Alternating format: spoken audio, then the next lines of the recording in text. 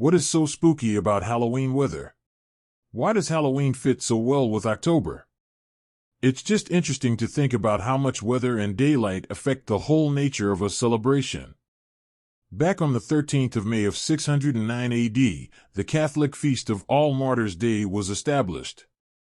It was eventually moved to November 2nd, probably to blend and supplant the older Celtic festival of Samhain, and later renamed All Souls' Day or All Hallows. The night before, the traditional night of Samhain in the Celtic religion, began to be called All Hallows' Eve and, eventually, Halloween. In the fall, the weather is growing colder and plants are dying. Back then, people had to decide which livestock they would feed all winter and which would be slaughtered. The colder weather meant the meat would last better than it would in the heat of summer. So, it was a cold and bloody time of year. A holiday amid spirits and slaughtering feels very different from the spring-like days of flowers and little lambs, doesn't it? A rather bloody time of the year. Europeans countered the colder, darker times with bonfires and light in the darkness.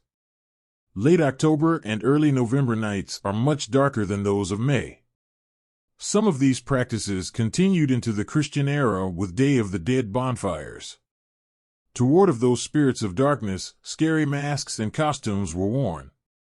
Those spooky Halloween costumes are a tradition to this day, as trick-or-treaters dress as skeletons, ghouls, zombies, and the Walking Dead.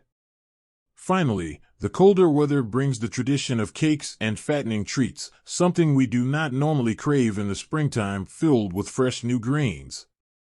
Trick-or-treating just seems to be the right kind of indulgence as we get ready for winter. Celebrating this holiday in springtime wouldn't quite feel the same, would it? Today, we defy the growing cold and darkness with food and fun.